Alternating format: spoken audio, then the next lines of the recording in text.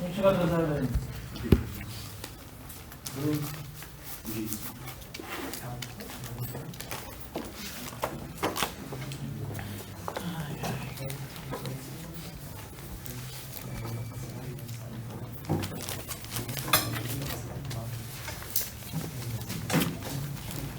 Começar cedo para acabar cedo, todo dia você pedindo uma cervejinha, né? Tem uma cervejinha? Tá. Eu não bebo. Eu não bebo. Bom cafezinho só. Não toma nada? Só café com leite. Só café com leite. Só café com leite. Tomou muito. Cafezinho com leite, né? Não gosto, não. Odeio isso. Vai fazer na Argentina.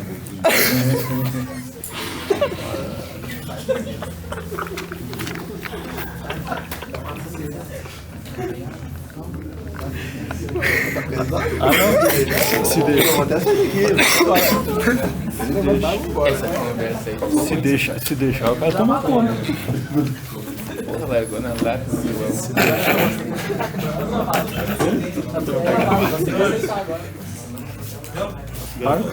Aços. Bom, nós já vimos a aula passada, hoje a gente acaba aços e dá uma começada em ferro fundido. Vou tentar manter com a outra aula, portanto.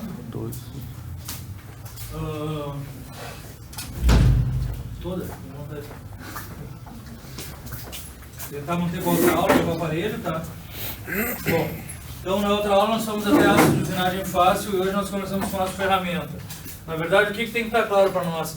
Que um aço ferramenta ele deve usinar ou impetrar modificações nos outros. Portanto, ao princípio, o que tu tem que ter? É uma grande dureza, tá? E uma grande resistência ao desgaste, tá? Essa é a grande moral da coisa. Bom, então, assim, ó, eu tenho alguns comentários para fazer e tem uma segunda classificação que eu coloquei na internet para vocês hoje, tá? Então, vocês têm que ter uma coisa clara, pessoal. Em outras universidades europeias, em vários lugares que eu já vi, o professor larga a matéria e o cara não fica explicando tudo de tudo. Eu até tento narrar tudo que eu coloco, mas tem coisas que estão lá e que vocês têm que estudar, na verdade. Ou seja, também é o papel de um aluno estudar. Ou seja, eu não tenho que, não necessariamente eu tenho que dizer tudo por tudo, né? Então eu coloquei algumas coisas lá, aconselho a darem uma olhada, porque devo pedir, eu devo comentá-las hoje, tá? Mas tem um material adicional sobre seleção de materiais lá, seria um paralelo com aços, tá? Então o que tem, o que tem lá então é a matéria de aços, minha, a matéria de ferro fundido que eu vou dar, uma aula suplementar de ferro fundido, caso vocês tenham dúvida na que eu dei, e uma nova pasta com aulas suplementares, eu não sei se é esse o nome, onde eu tenho uma nova aula de aço, que ela era dada em outra universidade, tá? E era dada mais para um curso de mecatrônica, então era um pouco mais seleção de materiais do que qualquer outra coisa. Então vocês deem uma olhada ali, e nessa pasta eu também tenho alguma coisa rápida sobre ferro fundido, tá? Então talvez alguma coisa dali caia, talvez eu veja na aula, não, mas é matéria, tá lá, tá? Bueno, então, em termos de propriedade dos aços para ferramentas e matrizes, o que a gente tem? O que eu quero dizer com matriz? Porque uma ferramenta não é só uma broca de fural, não é só um inserto de usinagem, tá? Na verdade, uma ferramenta também é, por exemplo, a ferramenta que faz um forjamento, ou um martelo, ou coisa assim, que martela uma peça. Então a gama de propriedades ela tem que ser bem larga, tá? Bom, então, certamente, além da resistência ao desgaste, por vezes tu vai ter que ter uma resistência ao choque, me parece claro. Por outras vezes eu vou fazer um forjamento a quente, eu também tenho que ter uma resistência em alta temperatura. Tudo isso vai nos remeter sempre ao efeito dos elementos de liga, e é eles que vão ser os componentes de cada classe de aço, tá? E eles não dá pra gente esquecer. Então, na verdade, em termos de propriedade para uma ferramenta ou matriz, pessoal, a gente precisa de uma elevada dureza, tanto a temperatura, em nível geral, é claro, tanto a temperatura ambiente quanto a quente, por caso da ferramenta trabalhar quente, tá? Uma boa tenacidade, porque em vários casos eu tenho impacto. Mesmo nas ferramentas com menos variação de composição química, eu posso ter esforços dinâmicos, por exemplo, em uma broca, por exemplo, em uma fresa, por vezes ela está batendo na tua peça, tá? Mas certamente boa resistência ao desgaste eu tenho que ter. A resistência mecânica ela é inerente, né, pessoal? Tudo isso traz uma resistência mecânica. Na verdade, o meu conceito do aço ferramenta não é que ele seja resistente mecanicamente, mas tudo que o caracteriza implica em uma boa resistência. O tamanho de grão pequeno é porque, no caso de algum impacto, é muito mais fácil a possível ou eventual trinca se propagar com um grão grande que com um grão pequeno. Então também são exigências de um aço ferramenta, tá? Para que em caso de usinabilidade por impacto, tu não tenha problemas. Bom, boa usinabilidade, isso aqui não é verdade, tá pessoal? Isso daqui se colocou porque algumas ferramentas tu pode usinar, mas em geral, se a tua ferramenta é dura, tu não tem que usiná-la, certo? Na verdade, o processo usual, não sei se foi com vocês que eu comentei sobre a eletroerosão, o processo usual para fabricar uma ferramenta é a eletroerosão. Se eu pensar numa matriz extremamente dura, eu não a fabrico por usinagem. Usualmente eu fabrico por eletroerosão. Um comentário rápido do processo, o que é? Na verdade, tu pensa que tu tem, por exemplo, um eletrodo de cobre, e esse eletrodo deveria ser de cobre para que houvesse uma boa condutibilidade térmica, e elétrica principalmente, e esse eletrodo de cobre eu aproximo da minha peça, e quando eu venço a resistência dielétrica do meio, que seria a resistência do ar entre o eletrodo e a peça a usinar, eu fecho uma DDP e eu libero microfaíscas que vão usinando na minha peça. É como um raio cair na Terra. Tá? Geralmente quando eu falo isso, sempre tem um aluno que me diz que o raio não cai na Terra, que o raio sai da Terra. Enfim.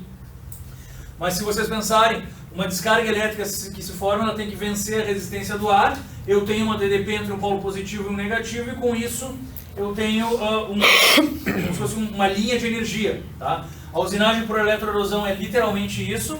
Eu chego com um eletrodo de cobre e fecho faíscas na minha peça, ela desce, usina, eu subo, refrigero e assim eu vou. E assim que eu gero o buraco de uma matriz, por exemplo, para fabricar um virabrequim. Tá? Vocês não conhecem a eletroerosão, acho que não tem aqui, talvez espero que vejam na usinagem. Tá, pessoal? Mas então a minha ferramenta não tem que ter boa usinabilidade. Você não pode usinar e depois é que esses caras já vêm duros, tá? E não necessariamente todo aço ferramenta é temperado. Então tu não pode pensar que o processo de endurecimento dele é de têmpera, não. Então por vezes tu não consegue usinar. Em alguns sim, tá? Mas isso aqui via de regra não é uma necessidade. E temperabilidade também não é sempre uma verdade, porque nem todas as ferramentas são temperadas, certo? Mas a rigor eu devo poder temperar minhas ferramentas para endurecê-las. Tá, pessoal? Bueno. Então, quanto ao tipo, pessoal, aço para ferramenta matriz. Basicamente existem dois tipos, duas divisões gerais, certo? Os aços com alto teor de carbono e os aços com alto teor de elemento de liga. O que eu falava, e um conceito bom para isso, é que antigamente as ferramentas eram alto carbono e temperadas. Portanto, tu furava coisas moles com as tuas ferramentas temperadas. O problema disso aí é que toda vez que tu botava para girar um torno ou uma furadeira, por exemplo, tu começava a elevar a tua temperatura e tu criava um processo de revenido, de recozimento na ponta da tua ferramenta. Tá? Mas a rigor, antigamente, minhas ferramentas eram alto carbono. Minhas ferramentas, além de serem alto carbono, elas passam a ter um alto teor de elemento de liga. Usualmente eu tenho cromo. Por quê? Porque toda vez que eu estou fazendo uma operação de usinagem, eu levo a temperatura. Toda vez que eu levo a temperatura, é provável que eu tenha uma oxidação. Porque o fenômeno de oxidação ele é facilitado pelas temperaturas altas. Então, geralmente, eu tenho cromo ali para prevenir a oxidação.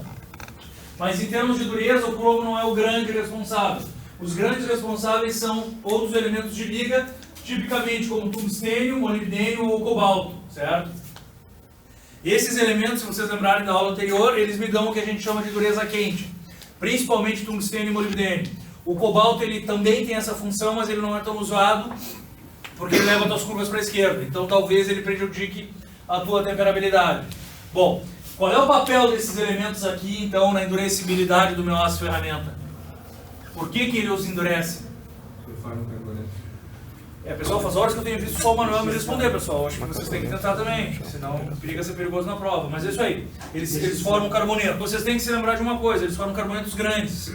Então existem dois papéis básicos. Os carbonetos grandes, basicamente, te dão resistência ao desgaste.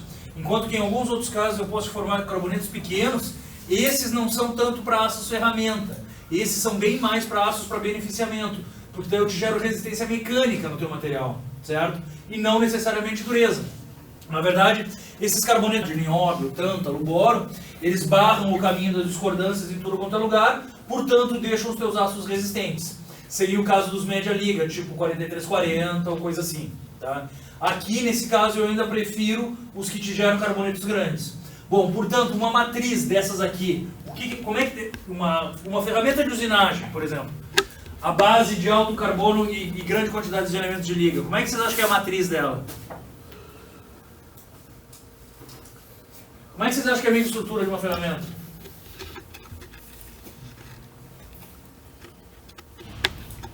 Vamos lá, bom, na verdade, um bom pedaço desse carbono está em termos de carboneto. Então, o que sobra desse carbono, certamente vai estar na minha matriz. Mas eu não posso ter uma matriz entupida de cementita, senão eu estou perdendo todo o meu sentido. Então, usualmente, ele chega em mim numa matriz perlítica e com carbonetos resistentes. É essa a moral. Se eu quiser que ele seja mais duro ainda, provavelmente eu vou temperar. Mas quando eu tempero, eu perco um pouco da tenacidade que eu tenho. Então, eu posso ter essa ferramenta tanto perlítica com carbonetos, como martensítica com carbonetos. Certo, pessoal? Mas o que tem que estar claro é que isso aqui é aço. Portanto, a minha base é de aço. Se eu levar em conta um high speed steel, por exemplo, que é o aço, o chamado aço rápido, ele é um aço com carbonetos de tungstênio, tipicamente. A minha comparação do meu aço rápido, em termos de usinagem, seria com uma ferramenta de vidia. O que vocês acham que é uma ferramenta de vidia?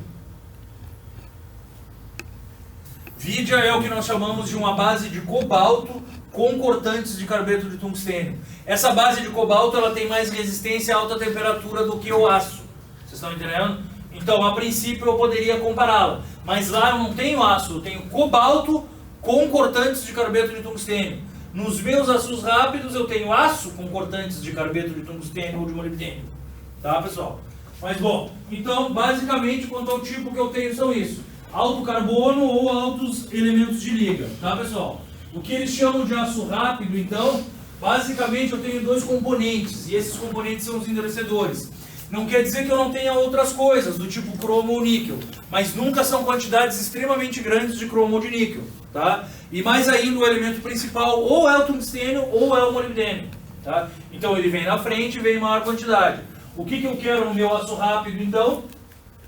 Eu quero manter a minha dureza quente. Em comparação com o aço ferramenta, antigamente a gente usava com aço comum ao carbono, alto carbono. Antigamente era ele que usinava e depois criaram um aço rápido e daí veio o nome, porque ele aguentava mais rotação, porque gerava mais calor, porque tinha maiores quantidades de molibdênio e tungstênio.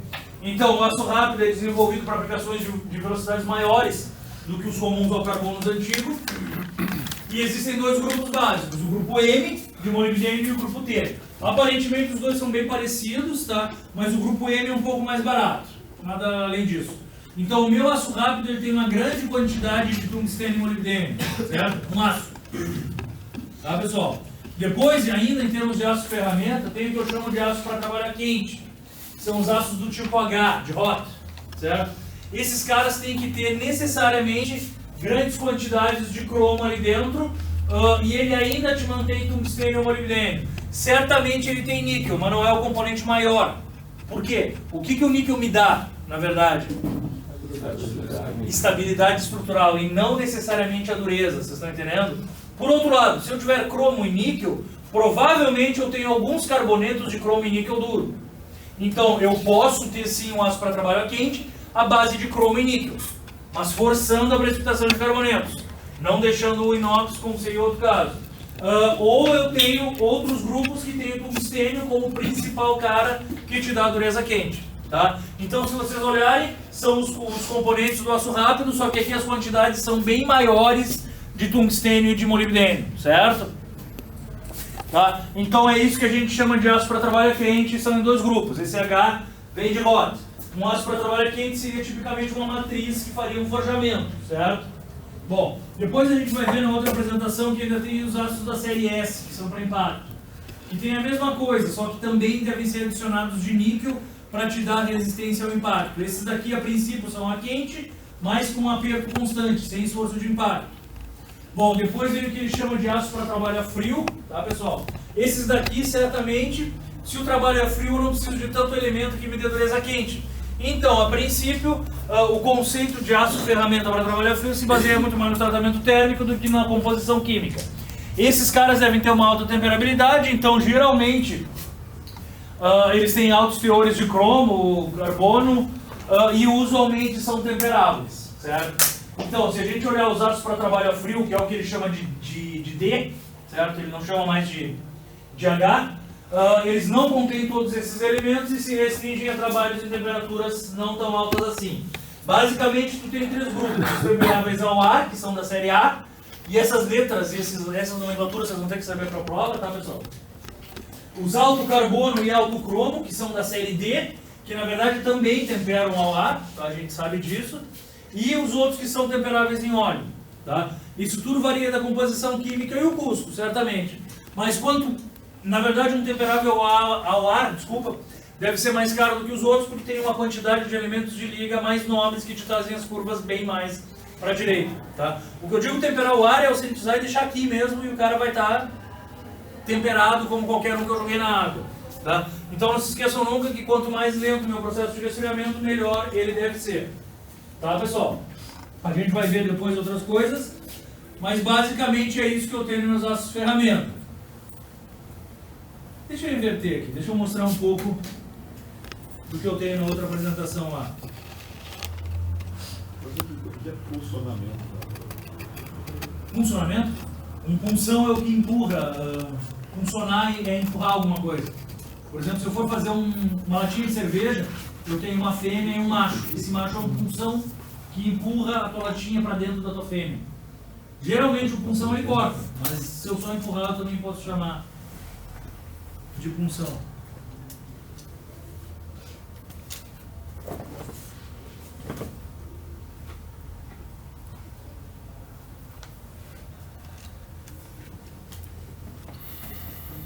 Tá, pessoal? Então isso daqui é outra apresentação que tem ali, tá? Que ele fala alguma coisa em aplicações, esses quadros vocês já conhecem, e só tem alguns outros conceitos, tá? A vantagem disso aqui é que ele fala dos média-liga, onde é que tu usa em aeronaves, e é onde é que tu aplica os comuns ao carbono, tá? Então, como era uma aula de seleção, era mais voltado a isso.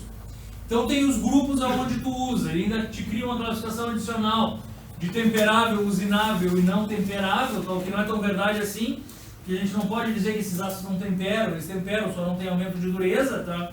Se vocês olharem os usináveis ali, são todos da série 11 e 12, e o que me interessa, bom, isso daqui é tudo em nível geral, tá? Valores de resistência comum de ruptura, ok? De um ácido carbono, tá? Em nível geral, o efeito dos elementos de liga, aquela tabelinha de dissolver na matriz ou não, tá, pessoal? E alguma coisa sobre os alta liga, que vocês ainda não viram, por isso que eu não... a ordem está invertida. Tá, eu só quero chegar nos ácidos ferramentas aqui, que são depois dos inox. A ordem desse daqui tá diferente da que eu estou apresentando. Mas só um pouquinho. Então, conceitualmente, o que eu disse nessa outra apresentação é que o ácido ferramenta, o material cortante deve ser evidentemente mais resistente e mais duro do que o material a ser usinado, deve também ser forte e inquebrável para eventuais choques e resistir à ação abrasiva do material cortado. Deve permitir a formação de uma aresta cortante fina e que não perca o fio, tá, pessoal? E deve manter todas essas qualidades também em temperatura elevada do contato que eu tenho, tá? Então, essa apresentação ela te dá dois conceitos de aço ferramenta, os ternários e os quaternários.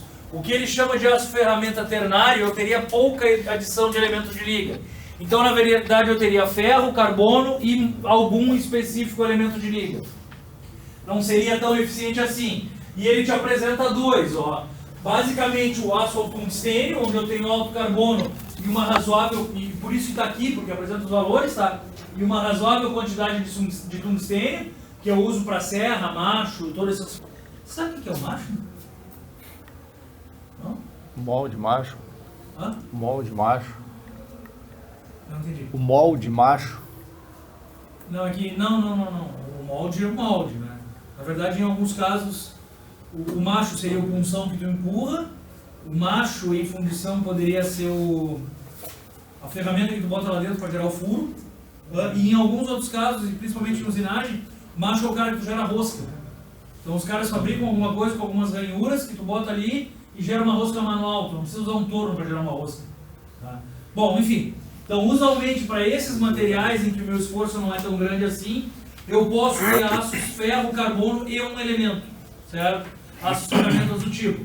Então, se vocês olharem, eu tenho 0,8 a 1,5 de carbono e alguma pequena quantidade do tipo 5% de tungstênio ou aços ao cromo, certo?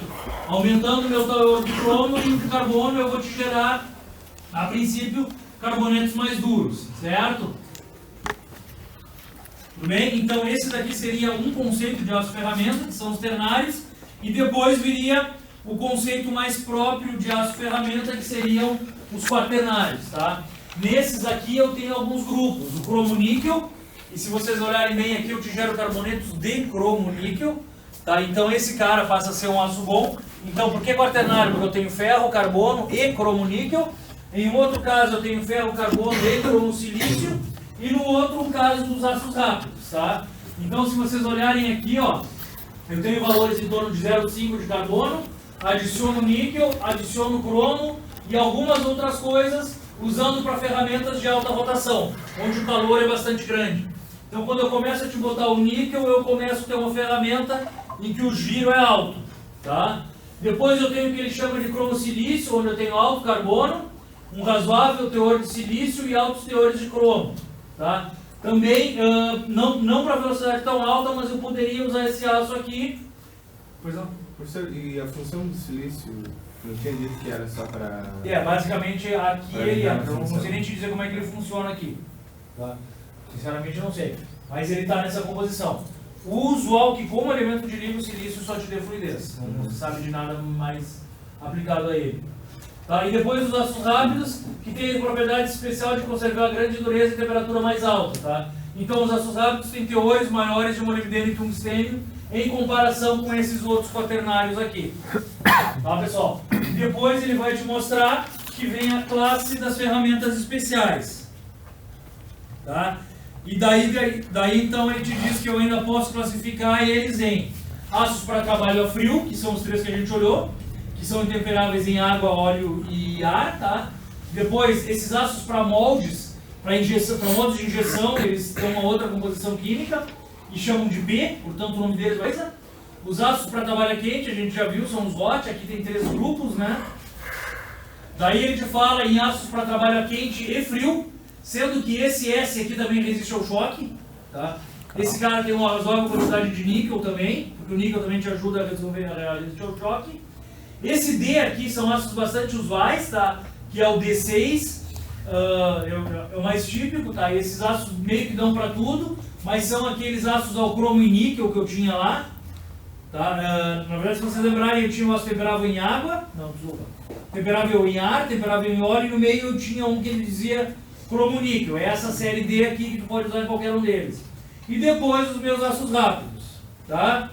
Ainda, lá no final disso que eu apresentei para vocês estão em várias pastas, tem uma pasta extra. O que ele me dá? Ele me dá propriedades e características típicas de um aço-ferramenta e características de seleção. Vamos dar uma olhadinha nela rápido aqui, ó. Tá? Então, isso daqui é uma tabela da Gerdau, mas pode servir de alento para vocês, mais em termos práticos, tá? Onde ele te diz que algumas qualidades de fabricação da Gerdau podem ser aplicadas em determinadas classes de trabalho, tá? Indicando dureza e tudo isso aí. Então essa é uma das tabelas que estão lá no final. Eu aconselho vocês a darem uma olhada, porque uma hora eu posso te perguntar assim, puxa, eu pego esse O temperável em óleo para dar uma grande dureza, ou eu pego algum outro para uma aplicação de dureza maior ou coisa assim. Então, essa noção eu preciso que vocês deem uma olhada lá. Tipo, qual inox eu uso em atmosfera marinha e qual eu usaria para cutelaria. Tá? E isso é o que está nessa parte de seleção aqui. Tá, pessoal? Então ele está te mostrando algumas qualidades fornecidas pela Gerdau daqueles aços ferramenta alta liga ali. Tá? E depois ele te diz basicamente um gráfico onde tu aumenta a tua dureza nessa classe para cima, tá? E nessa classe para a direita tu aumenta a tua tenacidade. Então alguns aços, por exemplo, os da classe D, que é o que eu falei para vocês, que são para trabalho quente, frio e ainda resistente, trabalho quente e frio, na verdade, tá? Eles conseguem unir a propriedade de resistência ao impacto com a propriedade de dureza. Tá? Então tenho mais ou menos uma noção disso aqui. Deixa eu só continuar lá. Tá? E depois dessa explanação sobre aços ferramenta, retornando então, basicamente eu tenho que ter cromo níquel, esses caras estão presentes, e o tungstênio e molibdênio me dando dureza a quente, certo? Bom, eu tenho as ferramentas para usinagem e para matrizes, são classes diferentes, tá? E depois disso nós entramos em um outro tipo de aço alta liga, que são os aços inoxidáveis, certo? Basicamente o conceito de inoxidável é que não oxida, certo? Só que isso não é verdade. Na minha série eletroquímica, o aço inox é um dos primeiros a oxidar. Oxida extremamente rápido, de forma uma camada estável de óxido de cromo e ela não fura, certo? Só fura quando da presença de halogenatos, iodo, cromo e... boro não. Bromo. Tá? Esses caras têm o defeito de dar um furo na tua camada passivada. E a grande moral, pessoal, é que depois que ele fura, eu não deixo o oxigênio chegar para recriar a camada passivada, vocês estão entendendo? Então, a princípio, ele furou e continua sempre furando o meu inox por furos na camada passivada. Então, é o que a gente chama de corrosão por pitch, e por vezes tu não vê esse ponto lá dentro e o teu componente estoura por tu nem saber que houve um processo corrosivo. Usualmente as pessoas medem corrosão por perda de massa. Na verdade, eles preveem uma sobreespessura de corrosão do tipo, ó, eu estou colocando um aço num ambiente corrosivo. Eu vou colocar 15 milímetros a mais, porque eu sei que em 2 anos esses 15 milímetros saem e eu ainda continuo com a espessura necessária para garantir minha operação. Tá? Geralmente é assim que se faz. Só que tu mede a perda de massa. No caso da corrosão por pitch, tu não vê isso, porque não tem perda de massa ali, só um furinho. Tá, pessoal? Então, tipicamente o inox é um cara que tem uma camada de cromo para dar resistência à oxidação, certo? E a corrosão também, é claro. Na verdade, em termos de valores, em quanto de cromo eu estava falando nos meus aços ferramenta, pessoal? 5, 4, 1,5, 3, coisas assim, tá? Aqui eu já pulo para no mínimo 12% de cromo.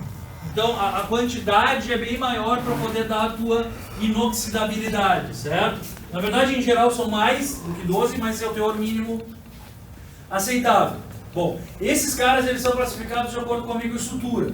Então, em geral, eu tenho 3 tipos básicos de aços inoxidáveis. O austenítico, o ferrítico e o martensítico, certo? Qual é a estrutura de um aço inox martensítico a temperatura ambiente? CCC. É martensítico. Certo? Na verdade, nem é CCC, é tetragonal, sei lá o quê. Mas é isso que vocês têm que ter claro. O aço inox martensítico deve ser alguém que eu temperei. Portanto, ele é duro e ele deve com a inoxidabilidade em alguma ferramenta dura. Tá? Certamente, se eu aumentar a temperatura, o que vai acontecer? Eu vou dar um giro, algo ruim vai acontecer com esse cara. Portanto, ao princípio, um inox martensítico ele deve ser usado em cutelaria ou em coisas duras, mas não com exposição a alta temperatura. Certo? Em nível geral, eu posso pensar que o inox martensítico tem mais carbono para que eu possa temperar. Tudo bem? Claro que nem sempre é assim. Vocês vão ver algumas composições em que o carbono é até baixo. Mas ele tem outros elementos que favorecem a quebra da matriz austenítica. Tá? Mas em princípio, o inox martensítico tem martensita. O inox ferrítico ele deve ter baixo teor de carbono. Certo?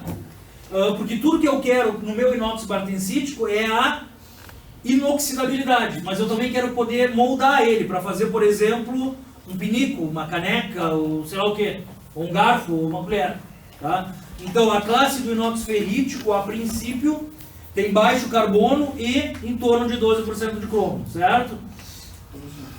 Mas quanto no martensítico, quando você vai colocando o teor de carbono, a curva, além de ela vir para a esquerda, a linha MI/MF, que é do começo e final da martensita, ela baixa também, baixa. Para altos teores de carbono, sim, baixa. Então, como que isso vai ser legal aí, tipo, aumentar o teor de carbono aí, vai dificultar a formação da martensita? Não, na verdade é assim, se tu aumenta o teu teor de carbono, a tua curva vai para a direita. A partir de 0,7 ela começa a vir um pouco para a esquerda. Mas tu não esquece que tu tem um teor muito grande de cromo que empurra ela para a direita. Então o contrabalanço do cromo com esse carbono, tranquilamente tu tempera o teu material, pelo efeito do cromo. Tá? Depois do ferrítico, então, que é esse que eu usaria em garfo, colher, sei lá o que, eu ainda tenho os da classe austenítica. Esses da classe austenítica, eles se baseiam no quê? Em cromo e níquel. Porque o níquel é o típico estabilizador da austenita, certo? Existe um outro cara que estabiliza a austenita também, mas que não é tão efetivo assim, que é quem? Manganês. O manganês é mais fácil de desestabilizar. A gente usa o manganês nos aços do tipo tri. Transformation, Industrial e Plasticity. São aços bem mais caros que eu usaria numa britadeira, por exemplo. A gente vai ver até o final da aula. Mas a princípio, quem retém a austenita muito bem é o níquel. O níquel ele é usado geralmente em teor de metade dele e o dobro de cromo. Por quê? Porque ele ajuda o cromo na resistência à oxidação, tá? Porque o níquel é bom nisso, mas só o níquel sozinho não daria. Bem como só o cromo sozinho talvez não desse também. Na verdade, se vocês pensarem, o cromo e o níquel se auxiliam e talvez eu consiga formar carbonetos de cromo e níquel. E talvez endurecer o meu inox austenítico. Mas não é o grande papel do níquel ali. O papel do níquel nesse inox austenítico é manter a austenita a temperatura ambiente, certo? A austenita resiste a impacto, ela é razoavelmente tenaz. O cromo dá inoxidabilidade, a austenita não te deixa imantar e o níquel ajuda na resistência à corrosão. Portanto, o mais caro dos inox é o austenítico, que tem melhor resistência à corrosão e não imanta. Além disso, qual a outra vantagem do inox austenítico? Em termos de campo de aplicação? Poder usar frio. Não fragiliza a baixa temperatura. Então eu tenho as aplicações chamadas de criogenia, certo? Então quando eu baixo a temperatura, ele não tem transição do frágil. Por quê? Porque é CFC pelo níquel, tá? Então isso é um outro papel dele. Em nível geral são os 3 inox que eu tenho. Ainda existem 2 outros que começam a ser normais, que começam a se usar até em mais comuns, mais chulas. O primeiro deles é o inox duplex. No inox duplex eu diminuo um pouquinho a quantidade de níquel e tendo a aumentar um pouquinho a quantidade de cromo. Aí eu devo de ter um desbalanço e eu não tenho somente austenita. Eu tenho austenita e o que sobra eu devo ter o que? Como ferrita, certo? Então o teu inox duplex ele é literalmente uma matriz bifásica. Eu tenho ilhas de austenita e ilhas de ferrita. Não, ilhas não... Como? Camadas acho que é o ideal. Então eu tenho camadas de um e camadas de outro. A vantagem disso é que eu tenho, para esse aço, a melhor resistência à corrosão da austenita, certo? E também para esse aço eu tenho a melhor resistência mecânica da ferrita. Por que a ferrita tem mais resistência mecânica do que a austenita? Tem menos planos de... o esqueminha dos planos de deslizamento, tá? Então, a princípio, nesse inox duplex eu consigo trabalhar bem, com boa resistência à corrosão e melhor resistência mecânica. Não fica fechando os olhos. Eu precisei comprar um dia e não consegui comprar no Brasil. Ganhei de doação de um amigo que era engenheiro da BUT. Só que a matéria-prima vinha da Alemanha ainda. Aqui no Polo Naval andaram usando alguns duplex, mas tudo importado da China. O Brasil não fabrica isso com facilidade, não. Tá? Bueno, o que mais? Depois tem a classe dos pH, Precipitation Hardening. É possível que algum inox, a base austenítica, precise ser endurecido. Vocês estão me entendendo? Na verdade, pensa assim, ó. Se eu te dou um inox austenítico e eu deformar, o que talvez eu faça? Quebra reticulado, e aí? Não tempera, porque na verdade a gente chama temperar de água, mas eu gero martensita. Isso é possível. Só que eu não quero gerar martensita. Por que eu não quero martensita? Porque a martensita sempre diminui a resistência à corrosão um pouco. E o intuito daquele cara é gerar resistência à corrosão. Tá? Então, uma das possibilidades é eu precipitar carbonetos. Esses carbonetos, se pequenos e bem controlados, barram as discordâncias e aumentam a minha resistência mecânica. Então, existe a série dos Precipitation Hardening. Tá? Esses caras têm outros elementos de liga também, provavelmente titânio talvez, que facilite a formação de carbonetos que pode aumentar a resistência desse cara. Então a gente vai ver, mas são 5 classes. Austenítico, martensítico, ferrítico, duplex e pH. Certo? Qual a relação lá do inox austenítico? É 2:1 do cromo e o níquel? É 2:1. 2:1, tá. 2:1. Tá? Bueno, problemas. Alguém sabe o que é sensitização? Bom, então, vamos começar de novo.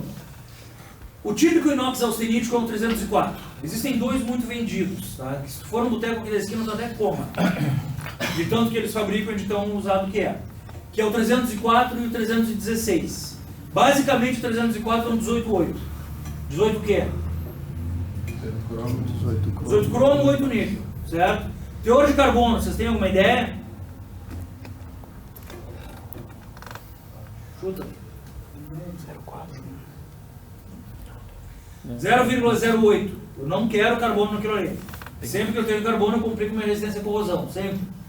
Então, tipicamente um 304 tem 0,08 de carbono. Depois existe um 316. Ele é um pouco mais nobre do que o 304. Ele é 18,8 mais 2 de molibdênio. Para que serve o molibdênio? Várias coisas.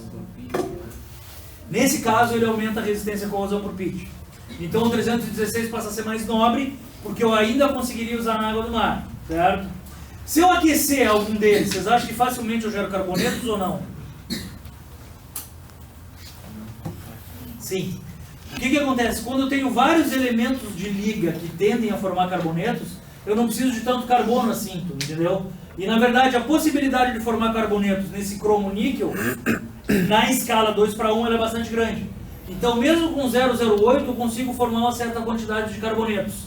Mais ainda no 316, onde eu tenho além do cromo e do níquel o molibdênio, facilitando a formação de carbonetos. Bom, esses dois ácidos eu consigo soldar. Por que eu consigo soldar? Porque o carbono não está com sementita. Na verdade, onde é que está o carbono desses ácidos? Calma. Hã? Cabe todo no... Não. Ainda não gerei carboneto. Onde é que está o carbono desses ácidos? Tá todo no ferro dissolvido. Está todo dissolvido, porque cabe 2,11, eu tenho 0,08. Então não é um problema eu soldar um aço inox. Tá? Então eu vou lá e soldo esses caras. Bom, qual o problema de eu gerar uma solda de um 304? É provável que quando eu subo a temperatura para soldar, eu dê temperatura, facilite a difusão no estado sólido e eu comece a ter precipitação de carbonetos. Bueno, isso é bom ou é ruim? Tudo depende. Na verdade isso é ruim para resistência à corrosão. Um carboneto, o que tu entende como carboneto, Felipe? Digamos assim, eu tenho muito ou pouco elemento de liga ali. O que eu devo de ter nessa bolinha pequena chamada carboneto? Quanto de carbono? 2 ohms. Não chega tanto. Se tu lembrar da sementita, a sementita tem 6,67 de carbono. Tá? Um outro carboneto muito provavelmente não vai passar de 15, 20 de carbono. Certo? Mas ele é um carboneto. O resto vai ser de quê? Elemento de liga, cromo, níquel e molibdênio. Então, a princípio, ali eu tenho uma solução super saturada de cromo. Vocês concordam comigo? Esse cromo vai ser roubado de onde? Da lateral do carboneto ou de lá da lateral? Portanto, certamente do lado do carboneto, o que eu vou ter? Uma zona pobre em cromo. Isso é o que se chama de sensitização. É um fenômeno de corrosão intergranular devido à precipitação de carbonetos quando dá soldagem. Por que intergranular? Porque certamente os carbonetos vão formar um contorno de grão, porque é uma região de maior energia livre, portanto mais fácil de precipitar o carboneto. Certo? Como é que é o processo corrosivo? Alguém tem ideia? Uma pilha galvânica, perfeito. Toda vez que eu tenho alguém rico e alguém pobre, o que deve acontecer? É tipo o rico fica mais rico e o pobre mais pobre, é algo por aí. Tá? Então, na verdade, eu te fecho uma pilha galvânica. Eu tenho 4 necessidades para ter uma pilha galvânica. O que eu preciso ter? Uma região rica, uma pobre, um eletrólito para fechar a condução eletrônica e DDP. E contato entre as partes. Na verdade, eu tenho contato, porque um está tocando o outro. O eletrólito passa a ser o gás de solda ou o ar. Ar pode ser um eletrólito, não se enganem quanto a isso. Principalmente ar úmido, certo? Então eu tenho todas as condições de ter uma pilha galvânica que tem, na verdade. Era a corrosão do lado do carboneto. Não que já oxide, mas depois, com o tempo, quando eu botar esse cara para trabalhar, ele vai oxidar. Tá? Então isso é um problema. Essa sensitização do fenômeno que ocorre, eu já julguei coisas, já vi processos em função disso. Como eu faria para evitar esse problema de sensitização? Hã? Pra quê, Felipe? Pode falar, não tenha medo, velho. Pra quê? Pra impedir com que... Fala, velho, usa a tua lógica. E com o ponto eletrônico, quem mais? Não, tu pensa assim, ó, a corrosão está sendo causada pela precipitação de carbonetos de cromo, concorda? Portanto, se eu te largar um outro elemento de líquida mais árido pelo carbono, o que eu vou ter? Carbonetos desse outro cara. Tá? Então, usualmente eu tenho adições de nióbio, titânio e tântalo que preferencialmente formam carbonetos em lugar ao cromo. Portanto, eu deixo o cromo aonde? Dissolvido na matriz e não tenho mais corrosão. Tá? Essa é uma das possibilidades. Uma outra possibilidade é não soldar, é claro, mas às vezes eu preciso. E a outra possibilidade? Tirar a umidade do ar. Não, tu vai botar o cara pra trabalhar, eu vou te fabricar e vou botar pra trabalhar, velho. Tem que vender o componente. A outra possibilidade é reduzir mais ainda o teor de carbono. A quanto? 0,03. Então o que eles chamam de inox 304L, eu tenho um teor reduzido de carbono, ou 316L. E eu deixo de ter 0,08 e pulo para 0,03. São os chamados L de quê? Low carbon. De low carbon. Tá? Existem também, em alguns casos, a possibilidade de H de high carbon, mas não são extremamente usados não, nem vendem, esses tu não encontra por aí. Agora os L tu encontra. Para vocês terem um padrão, eu falei para vocês que uma empresa de Erechim fabricou um trocador de calor para secar solda, para secar soja, e soldou tubulações de 304L em um espelho de 304. Tá? E estavam processando ele, estava tudo corroendo, dizendo que eles fabricaram errado, o projeto era americano, né? Como é que é? O projeto era americano, eles pegaram o projeto, fabricaram e venderam para a Argentina. Chegou nos argentinos, passava soja, secava, na verdade passava vapor por dentro. Eu falei isso com vocês ou não? Não. Bom, eu fui perito lá nesse troço e era um processo grande até. Porque era Intequinal o nome da empresa, era uma empresa grande aqui no sul. Eles compraram projetos americanos, fabricaram e botaram nos argentinos com a mãe americana e com a marca Intequinal.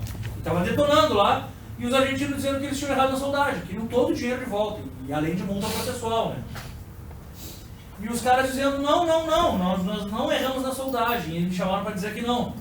E realmente, os caras não tinham errado na soldagem. Por que eu disse que eles não erraram na soldagem? Porque eu não estava vendo o que? Carboneto de cromo na solda. Portanto, eu garanti que eles não estoporaram a temperatura de solda, porque não geraram esses carbonetos de cromo, tá entendendo? E que o troço deveria estar corroendo, sei lá por quê? Pela água de caldeira, desculpa. Água de caldeira, que eles estavam passando no meio dos trocadores para soltar a soja, né? Porque na verdade tu tem inox, tu passa vapor por meio dos tubos e larga a soja em cima, entenderam? Então o vapor tira todo o calor da soja, ela cai lá embaixo seca e tu vende para a tua indústria, da alimentícia. Na verdade tudo isso é uma sequência de engenharia, né? Mas estava corroendo o troço. E daí depois de mais briga daqui, mais briga dali, os caras descobriram no setor de quality control deles, de rastreabilidade, sei lá o que os tubos não eram de 304, não, que os tubos eram de 304L e que o espelho era de 304. Como assim espelho, professor? Hã? Como assim espelho? A parte onde os tubos eram soldados. Tu tá me entendendo? Porque tu tinha um troço, porque eu não poderia soldar tubos de carbono em um espelho de inox. Por quê? Porque ia dar mais ainda a tal corrosão galvânica. Então eu tinha paredes de inox e tubos de inox. E os tubos eram diferentes da parede. Um era alto carbono e outro era baixo carbono. E só isso já te gerava uma pilha galvânica. Isso é erro de projeto. Foi barbeiragem de... Não, de projeto não. Isso aí foi barbeiragem de fabricação ainda. Não sei como é que ficou lá. Eu peguei meu dinheiro e saí fora. Mas acho que deve ter deixado...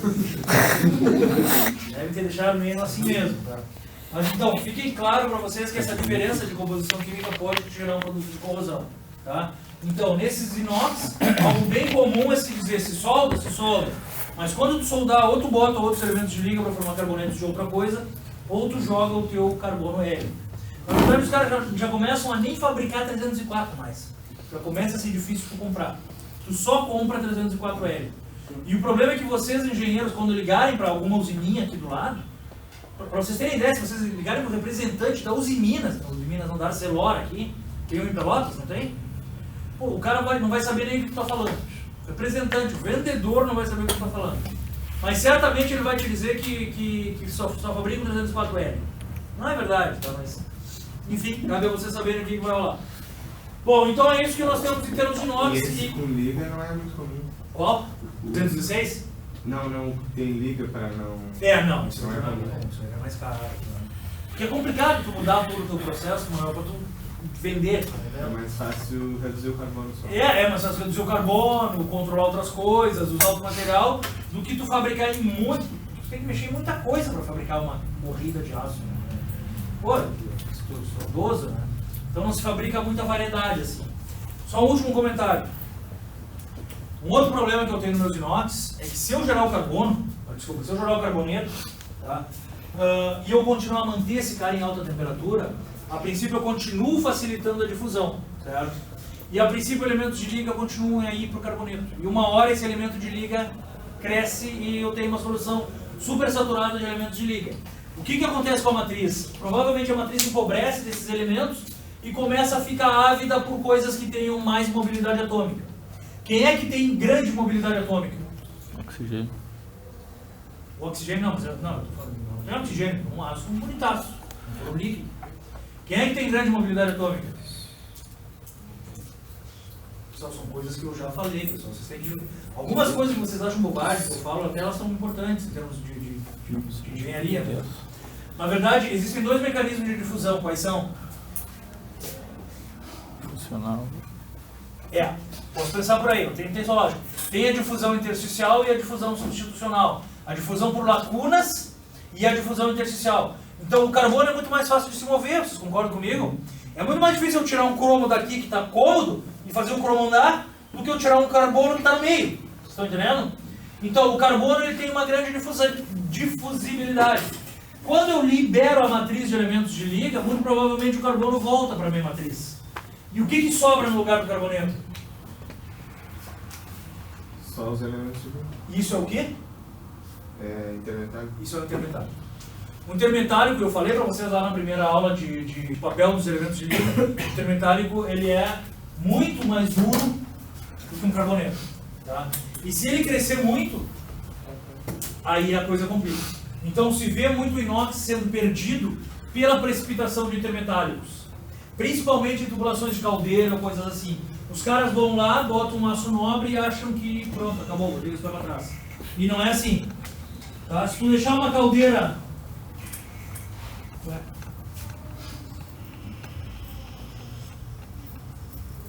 ser um homem prevenido. Professor, calma aí, peraí. Deixar uma caldeira muito tempo a 700, 800 graus, provavelmente tu vai criar intermetálicos e a caldeira vai estourar. Tá? Como é que previne isso? A caldeira de... Não, pode ter algumas tubulações de saída. Não, a caldeira não. Algumas tubulações de saída podem ter. Tá? Como é que previne isso? Fazendo manutenção de tempos em tempos e subindo a temperatura e solubilizando. Só que não consegue pegar a tua tubulação, homogeneizar e temperar de novo. Tá me entendendo? Então só sobra trocar a tubulação. Tem que fazer. É o que o polo petroquímico faz. De tempos em tempos eles trocam um monte de coisa. Tá? Alguém perguntou alguma outra coisa? Mesmo esse 304L, mesmo se subir muito a temperatura da solda aí, mesmo se subir muito a temperatura, pode ser que forme o carboneto de... Não, aí é difícil. Sendo L é bem difícil. Porque o senhor disse aí que procurou ver se eles tinham errado na temperatura de soldagem, porque... Não, que se eles errassem na temperatura de soldagem, certamente eu teria carbonetos. Ah tá, mesmo se fosse L? mesmo. Mas daí não teria corrosão também. Foi isso que eu tentei olhar lá naquela época. Tá, pessoal? Só que não se esqueçam, nem sempre o intermetálico é ruim. Se o intermetálico for pequenininho, ele é muito mais efetivo do que qualquer carboneto para barrar as discordâncias, tá? Então vamos continuar. Então, dito isso, a gente já tem um papo batido sobre inox. Tá? Então aqui as três classes principais, ferríticos, auxeníticos e martensíticos. Se vocês olharem os teores de carbono dos ferríticos são pequenos, tá? Eu começo de 11% a 20%. O que ele diz que não pode ser tratado tecnicamente é que como o teor de carbono é pequeno, não me adianta muito temperar, né? Os auxeníticos, está ali o balanço, a partir de 6 eu consigo, mas usualmente é 8, tá? Então usualmente eu estou no 18, 8. A tua panela lá, Clisma. A tua panela lá, a panela da tua mãe, de que é? Não, provavelmente não, essa também. A tua da minha mãe é de ferro, velho. Ah, se acha, hein? Quando é de alumínio, não, mas a tua panela de inox, o que é? É o inox auxenítico, tá? Por quê? Porque a massa é muito grande, é útil que ela não imante. Só que essa panela eu também boto no fogo, portanto o que eu devo ter mais nessa panela?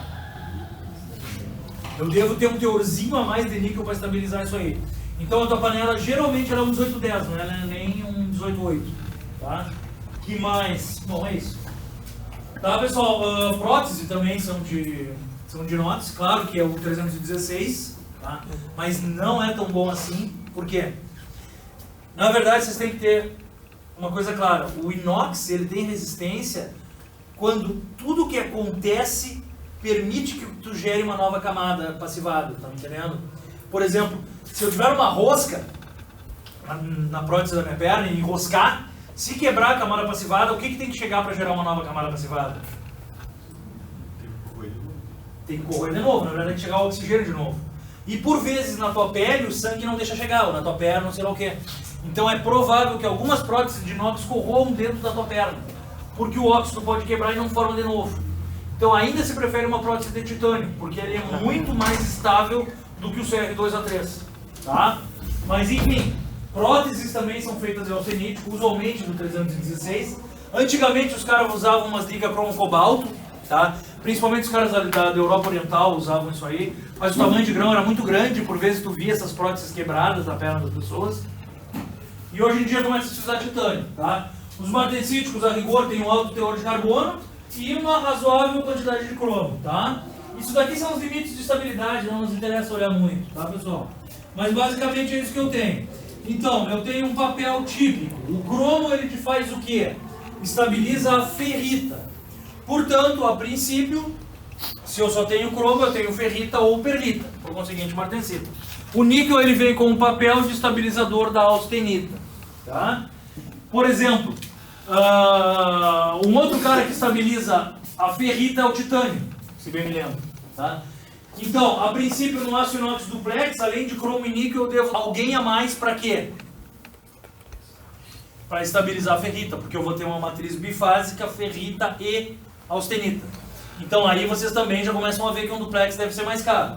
Mas o papel dos dois é esse. O cromo estabiliza a ferrita e te dá inoxidabilidade, enquanto que o níquel te dá a grande resistência à corrosão, ajudando o cromo, né? Tá aqui, e principalmente a alta temperatura, e estabiliza a austenita, tá? Bom, essa classificação aqui é meio confusa, pessoal. Então, o que se usa? Se usa os AISI 200, 300 e 400. É isso que nós temos em inox. Os da série 500 são martensíticos, tu não vê muito por aí. O que comumente nós temos? O 420, que é ferrítico. Isso é um problema, porque ali, vocês veem, a classificação ela é confusa. Ó. O 420 é ferrítico, o 416 e o 430 são martensíticos. O 304 e o 316 são austeníticos. E são os que a gente vê por aí. Tá? O resto a gente não vê muito. Mas enfim, os da série 200 são austeníticos. Se vocês olharem aqui, ele pode colocar manganês ou níquel, tá? Esses da série 300 são os cromo-níquel, austeníticos, tá? E esse sim é só austenítico. Aí aqui nos 400 tu tem um misto de ferrítico e martensítico. E os 500 tu tem os martensíticos.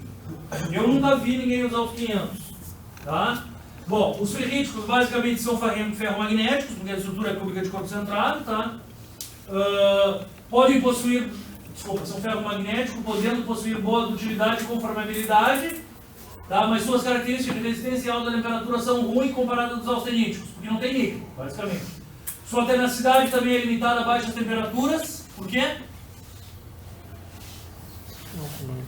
Pelo C60. Se é crítico, portanto, baixou a temperatura, não aguenta, tá? Não são endurecíveis por tratamento térmico e dificilmente por trabalho a frio pela pouca quantidade de carbono. E não é meu intuito endurecer mesmo. Tá, pessoal? Dos ferríticos ele te dá dois exemplos, então. O que diz aí? 0,8 a... 0,08. Os ferríticos, baixo carbono e cromo de 11 a 12. É isso aí, né? 27. Tá, então o típico exemplo que ele te dá é o 430, tá? Que tem 0,12 e 18 cromo. Usado basicamente para restaurante, cozinha, faca, essas coisas, tá? Faca não, desculpa. Restaurante, colheres, essas coisas, bandejas. E o 446 que tem uma maior resistência à corrosão porque tem um teor de cromo maior, tá? Então basicamente é só um exemplo do que são os ferríticos e das classes. Daí ele vem com os austeníticos, tá? Tá aqui o teor de carbono. Raramente sobe a tanto, só os Hs sobem a tanto, mas não se usa muito. Percentual de cromo são altos e os de níquel também. Tá? Então não são endurecíveis para tratamento térmico, ao menos que eu queira fazer um tratamento de precipitação, mas não é bem o meu intuito. O encruamento aumenta bastante a resistência, isso é verdade. Quando eu encruo, eu deixo eles bem mais resistentes, mas talvez eu quebre a matriz. Tá? Eu também não sei se foi nessa aula, mas um aluno me perguntou assim: Paulo, um dia me disseram que se eu grudar um inox, se eu grudar um ímã no inox e pegar ele é ruim, não é inox, é bagaceiro. Isso é verdade ou não?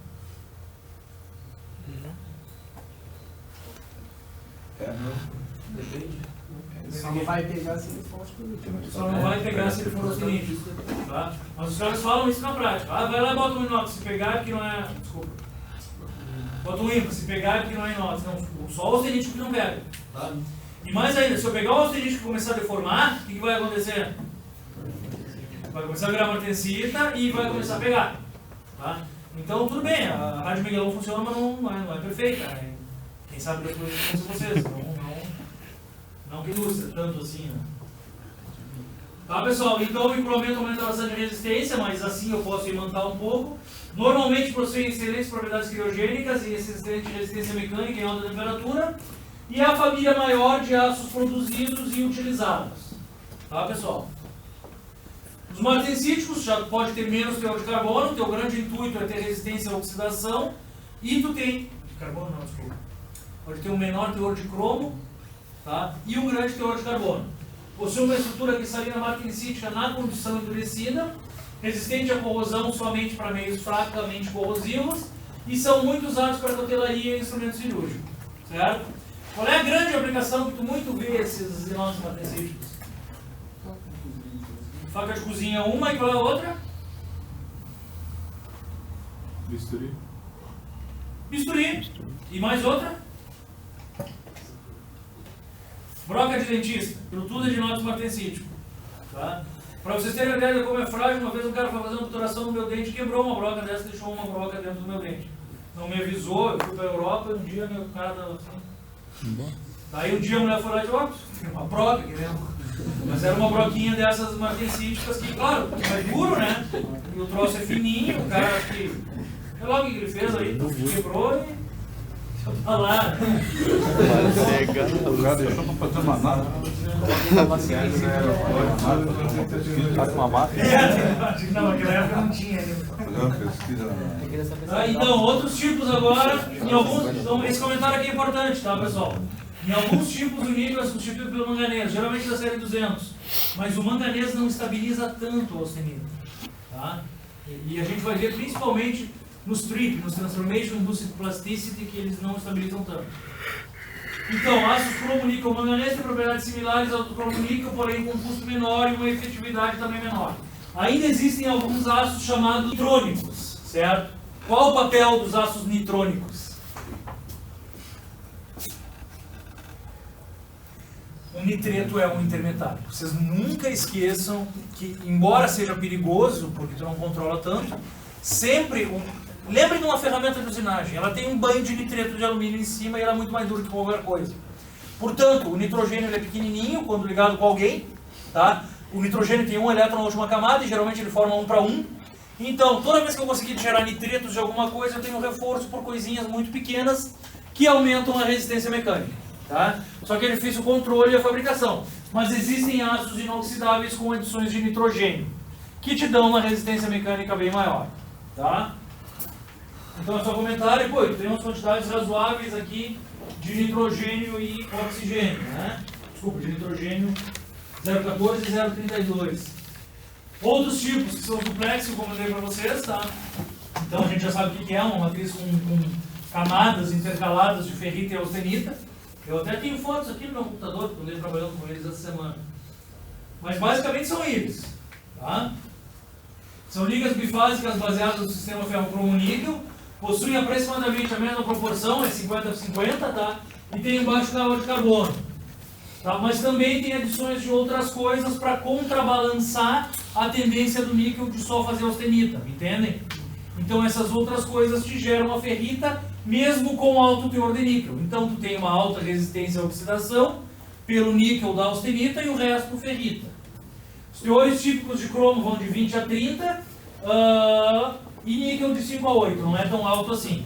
O cromo ele também estabiliza a ferrita, você falou. O cromo ele é estabilizador da ferrita. Mas aí quando ele está ligado ao níquel, ele não estabiliza isso? É, o níquel é mais efetivo que ele. Então se eu só tenho o cromo níquel, quem atua estabilizando a austenita é o níquel.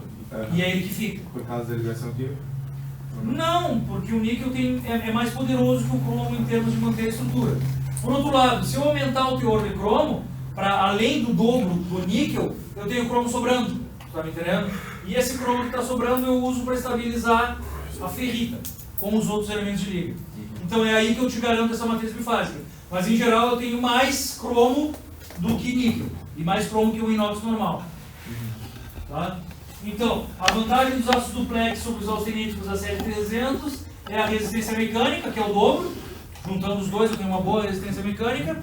E a grande resistência à corrosão, principalmente por íons cloretos.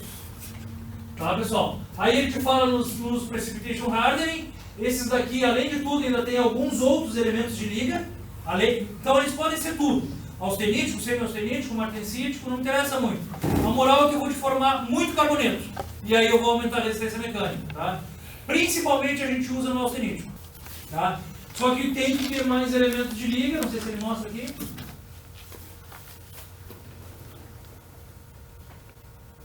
Aqui, alumínio, titânio, nióbio e cobre. Esses caras te formam carbonetinhos que vão aumentar a resistência deles. Tá? O que é o tratamento de precipitação? Só para que a gente se lembre então.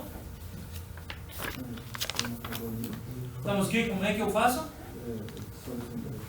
E mantenho por bastante tempo. Tá? Uma semana e meia, 2, sei lá. Tá, pessoal? Então esses pH são geralmente 17,7. Tá? Eles não são 18,8, eles são um pouquinho menos. E vem mais elementos de liga. Então, aqui tem uma tabela com as composições normais, tá? Então, esses claros aqui são os mais usuais. Vocês meio que tem que gravar isso aí, tá? Então, os ferríticos têm resistência à corrosão atmosférica, bem como os martensíticos também, tá? Pequena resistência à corrosão. Só que esses daqui são usados para ferramentas e instrumentos de corte, enquanto que esses daqui, base para decoração, tá? Então, na verdade, se tu olhar aquela bandejinha lá que tu serve, aquilo é ferrítico. A tua pia, meu irmão, é de quê? Hã? Sim, mas qual? Na verdade, nós temos um problema.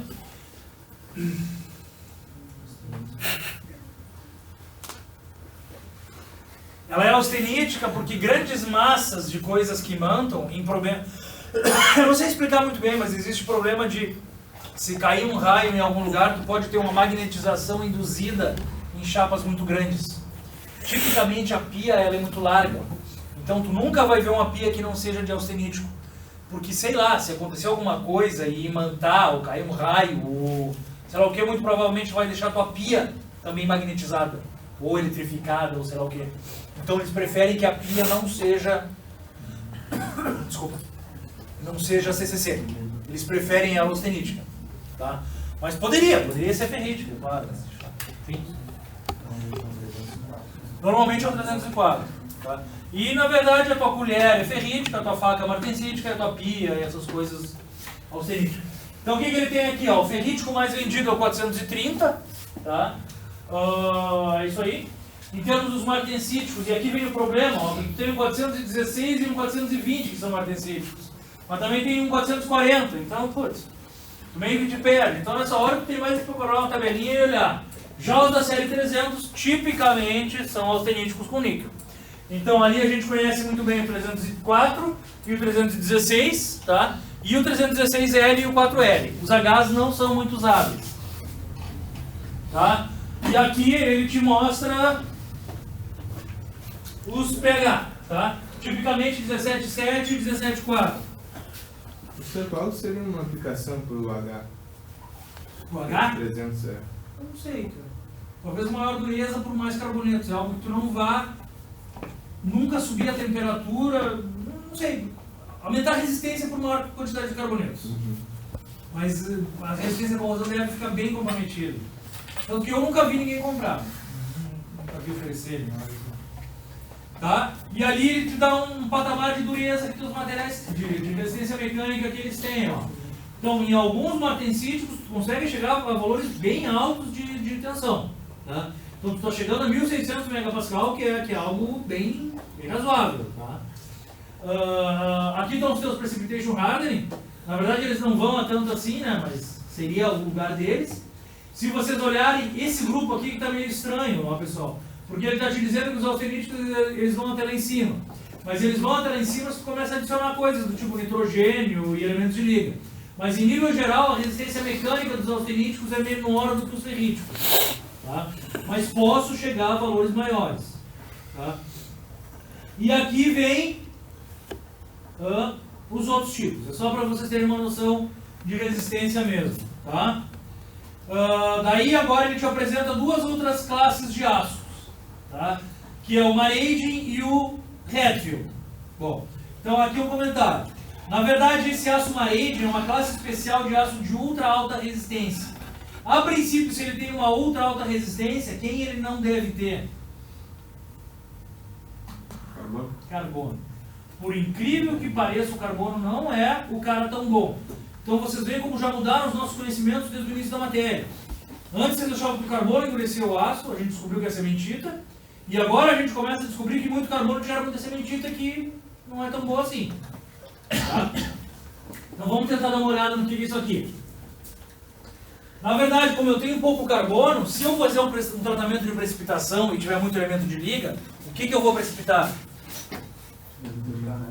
Intermetário. Intermetário é muito mais duro que carboneto. Então é um aço com baixo carbono, muito elemento de liga, que uma hora eu forço a precipitação de intermetários. Tá? Então é aqui que eu chamo a atenção para aquela primeira tabela. Isso aí é muito mais duro, o intermetálico forçado. Vocês estão entendendo? Eu não estou... Ele não está vindo de um carboneto grande, eu estou forçando ele, portanto ele é pequeno. Se ele é pequeno, ele barra tudo quanto é discordância. E aí eu tenho um aço de ultra alta resistência mecânica, que são esses Mareidin aqui. Tá? O que vocês entendem como Mareidin? Chutando agora, Felipe, o que tu acha que seria? Do Mareidin. Usando a tua lógica, esse mar vem de quê? Martensita. E o aging? E o aging, mano? De envelhecimento para gerar os intermetálicos. Certo? Então, na verdade, é literalmente isso que eu tenho. Eu tenho um aço com baixo carbono, em que os elementos de liga facilitam a formação de quem? Da martensita. Tá? Só que ela é uma martensita que não é baseada no carbono, portanto não é uma martensita dura e nem incômoda. Então eu tenho um cara tenaz, duro pela martensita, que um tempo depois eu aqueço de novo, mantenho a matriz martensítica e ainda gero nitretos. Aí eu chego numa resistência bem alta, do tipo 2.500 megapascal de escoamento, pois isso sim é bastante. Tá? Se vocês se lembrarem, meu aço comum a carbono começava em quanto? 300? 350? Pô, aqui eu já estou em 2.500. Foi muito mais em termos de resistência nesses aços, tá? Então, eu tenho de 18 a 20 de níquel, teor de cobalto, tá pessoal? Um teor bem alto de molibdênio e ainda tem titânio e mais outras coisas. Tudo bem que o cobalto aqui contrabalanceia, fica difícil de eu formar martensita, tá? Mas os outros elementos atuam no sentido de deixar formar uma martensita não dura, aparentemente, tá? Então, obtém a resistência para a precipitação de intermetálicos após o tratamento térmico. Antes do tratamento, tu facilmente trabalha o aço, mesmo estando na cara martensítica. Então, ele te fala que resistência mecânica e tenacidade bem maiores do que os temperados normais. Resistência à corrosão, a mesma de todos os outros, não muda muito, tá? Tu ainda solda, por que tu ainda solda? Porque não tem carbono, o carbono incomoda, não adianta. Tá? Tensão de cedência ou de escoamento bastante alta e uma grande aplicação como metais para a indústria aeroespacial. Tá? Então esse Mareidin realmente ele se baseia em gerar, bom, que é a próxima transparência que ele diz como é que tu faz. Tu sobe a temperatura, gera martensita e depois faz o tratamento. Então, de martensite blade, são aços conhecidos por terem uma alta dureza sem perder o que ele chama de maleabilidade. Tá? Porque, de novo, porque a martensita não é dura, é outro caso. Tá? Não é só o carbono que gera martensita. Tá? São uma classe especial de ultra alta resistência, pois tu não tem reação com o carbono, mas sim precipitação de intermetário. O principal elemento de liga deles é o níquel, tem uma quantidade grande de níquel. Tá, pessoal? E outros elementos que produzem os intermetálicos típicos, cobalto, molibdênio e titânio. Tá? Então, primeiramente, o aço é aquecido até a homogeneização e formação da austenita. Tá? Rapidamente, tu tempera ele até 200 graus e forma a tua martensita, só que não tão frágil. Aqui na martensita, tu usina, solda e faz o que tem que fazer. E depois tu faz o teu tratamento de envelhecimento, que é deixar 500 por um bom tempo, aumentando a resistência mecânica bastante. Tá? Então essa é uma classe específica. E depois ele te apresenta a segunda classe, que é a dos Hatfield. Carbono manganês. Alto teor de carbono e alto teor de manganês. Essa é a vídeo. Não, vidia, eu acho que eu falei bem na hora que saiu. Vidia não é aço. Vidia é cobalto. É uma base de cobalto e carbonetos de tungstênio cortantes. Tá? Esse daqui o que é? O que vocês acham que é esse Hatfield aí? O que vocês acham que, no intuito de vocês, na intuição, o que um carbono manganês faz? Calma. Hã? Perfeito. Austenitiza. Só que austenitiza de uma maneira que não é tão efetivo assim. Portanto, eu jogo meu carbono lá em cima e meto em manganês. O que o manganês faz? Mantém a austenita a temperatura ambiente. Quando eu boto para trabalhar, o que acontece? Gera martensita entupida de carbono. Mas só gera no lugar onde eu botei para trabalhar. Então, tipicamente, a grande aplicação que ele te mostra é na indústria pneumática, nessas britadeiras e essas coisas. Toda vez que eu tenho um choque, aquela camada externa, eu estou gerando martensita. É uma martensita dura com carbono. Mas ele não é frágil. Por quê? Porque um pouquinho acima, quem eu tenho? A austenita que resiste ao impacto. Por isso que não faz com níquel, então. Por isso que não faz com níquel, porque o níquel não deixaria formar martensita por deformação. Tá? Então eles também chamam isso aqui de TRIP. Transformation Induced Plasticity. Toda vez que eu gero plastificação, eu te induzo uma transformação martensítica. Tá? Essa é a moral da história. São ácidos bem mais caros. Tá? Então, são ácidos de alta liga com carbono em torno de 1,4 e um manganês bastante alto, 12 a 14%. Então, na verdade, o papel do manganês não é endurecer, vocês estão me entendendo? O papel do manganês é estabilizar a austenita, que depois vira martensita por deformação. Fáceis de soldar. Por que são fáceis de soldar? Tem bastante carbono. Poxa, carbono não é?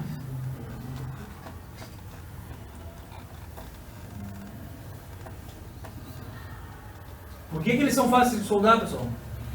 Porque é homogêneo na superfície, é tudo mais vencido na superfície. Então, Não, mas não é depois de trabalhar que eu soldo. Eu soldar antes, se eu quiser. Ele chega pra mim como carbono dissolvido na austenita, e aí que eu soldo. E na verdade é isso que eles dizem. Na verdade, quem prejudica não é o carbono por si só, é a quantidade de cementita, vocês estão entendendo? Eu ainda soldo porque todo esse carbono onde que está? Está na austenita, então eu ainda consigo soldar. Se eu te botar para soldar um ácido inox austenítico, eu soldo bem tranquilo. O inox martensítico eu já não soldo. Tá? Então é essa a moral. E ainda solda porque todo o carbono está dissolvido na austenita. Resistência à corrosão não muda e não cai, tá? E o manganês é quem traz a austenita à temperatura ambiente, que depois vira martensita por deformação plástica. Aplicados em ferramentas pneumáticas, escavadores e essas coisas. Qual que é a diferença da estabilização do níquel pelo manganês? Por que eu não poderia aplicar com níquel isso aí? Porque o níquel realmente estabiliza ela. E o manganês nem tanto. Não me pergunta por que eu não sei. Tá, mas o efeito estabilizador do manganês é menos perene do que o do níquel. Tudo bem? Então é um ácido manganês austenítico, 1,2 de carbono, 12 de manganês. É o principal ácido resistente ao desgaste austenítico e é isso. Tá? O que mais que eu tinha aqui? Tá, e depois assim, pessoal, ó, naquela apresentação ali, a vantagem, e aconselho a dar uma olhada, é que eu tenho algumas aplicações da composição química dos baixos carbono, tá? Pelo menos vocês veem que tudo que eu tenho é o teor de carbono, o alto teor de manganês permitido, né? Por que eu tenho alto teor de manganês permitido? Porque ele é um residual, né? E aqui os meus teores de fósforo e enxofre. Tá? Daí ele te dá, isso aqui é interessante, para vocês terem um feeling de valores, tá? Composições químicas de ácidos baixa liga, ó. O 4047, o 4130, o 4340, mais ou menos as quantidades de elementos de liga que são envolvidos, tá? Porque eu estou falando em 18, mas vocês também têm que saber que nos outros eu uso 004, 015, 04 ou alguma coisa, tá? Então é uma outra tabelinha. Essa composição química aqui eu não sei o que é. Ah, tá.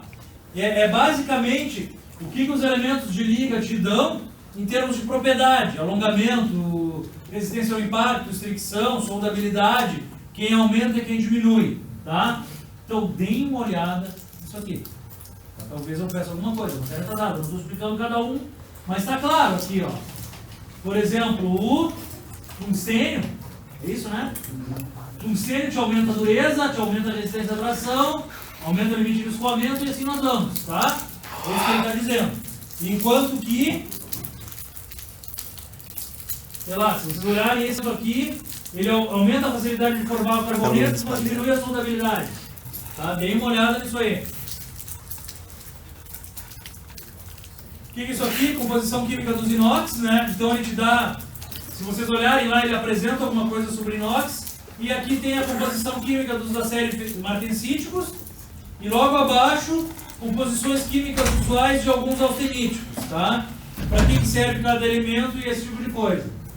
Tá, pessoal? Tá ali também. Depois tem uma aula de ferro fundido, que eu não falei sobre ela ainda. E qual inox tu aplica em qual situação. Tá? Em atmosfera marinha, química, oxidante ou não.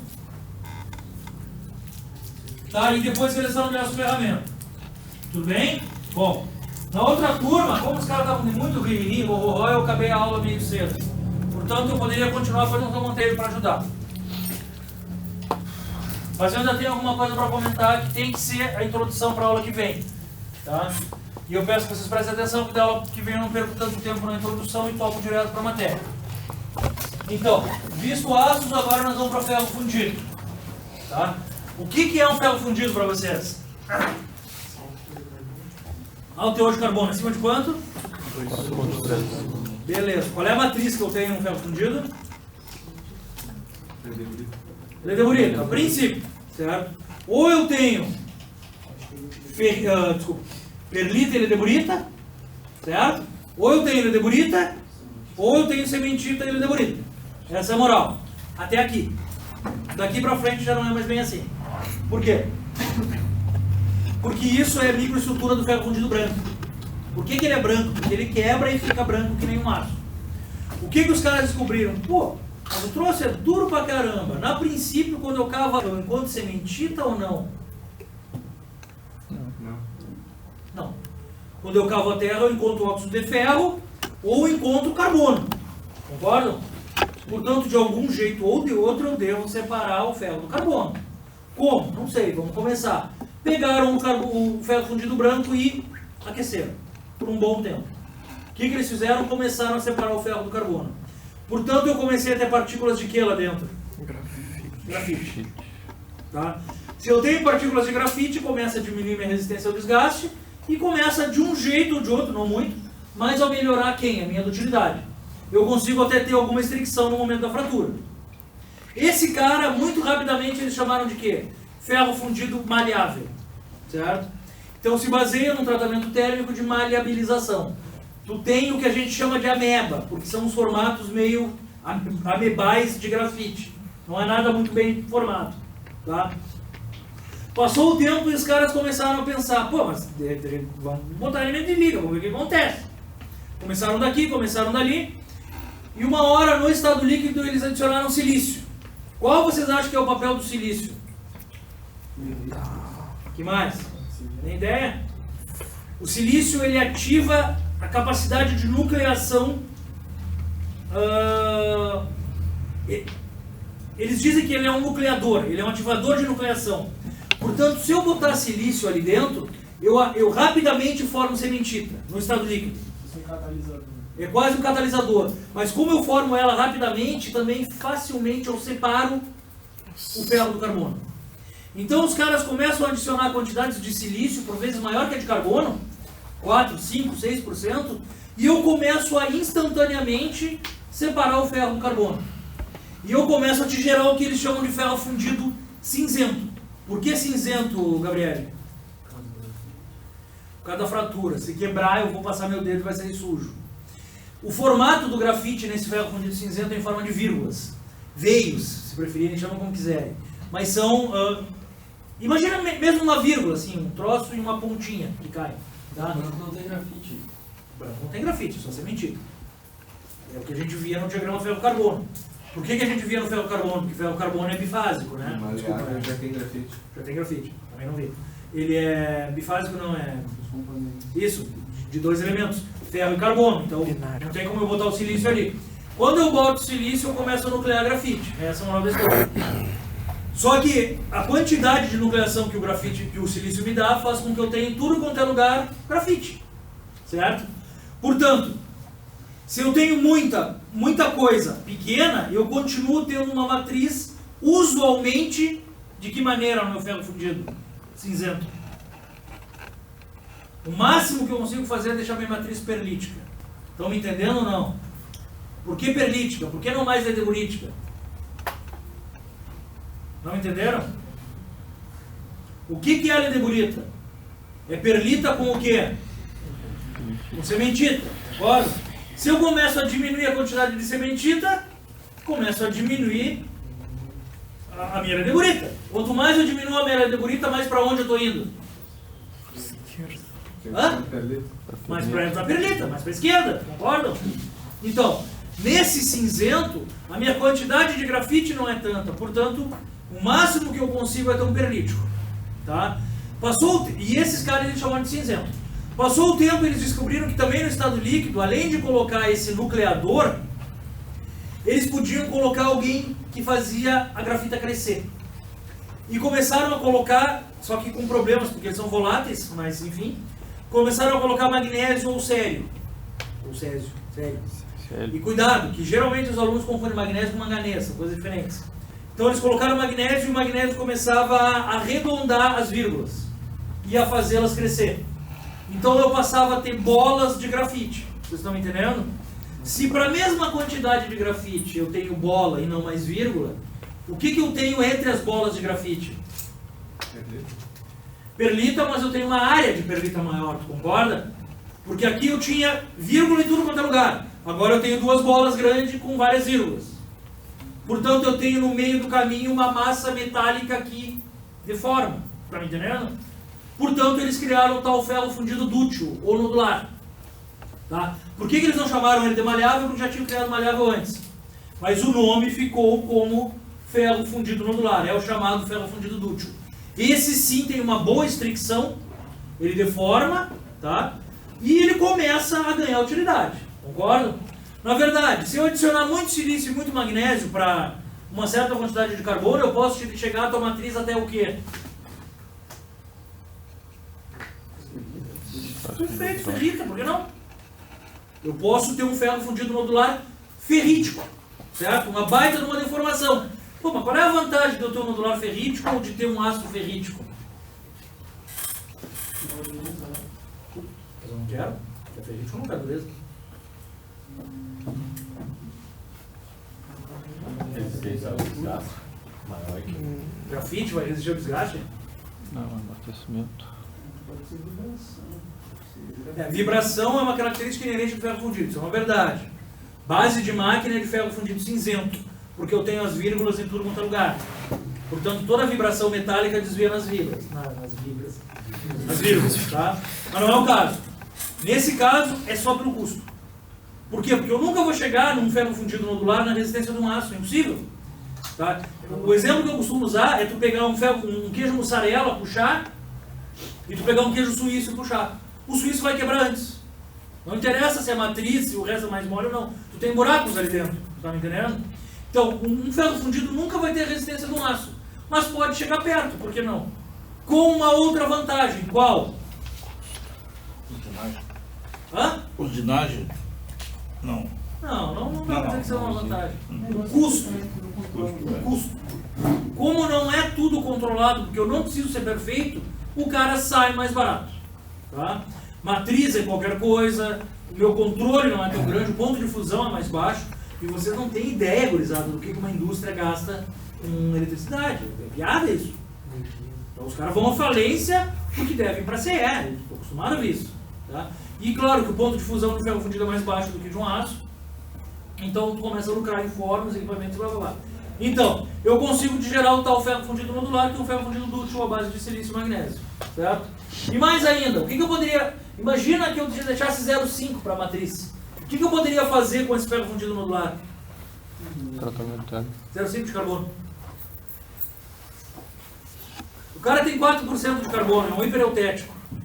Eu adiciono tanto silício e magnésio que eu tenho 13,5% de grafita precipitado. Quanto é que sobrou de carbono? 4% aí foi até. Desculpa, é 4,3. Tá, eu tenho um hipoeutético com 4%, certo? O cara tá quase duro da bonita. Eu precipito 13,5% de grafita. O que sobrou? 0,5% de carbono para quem? Para matriz metálica, concorda? O que é ferro mais 0,5% de carbono?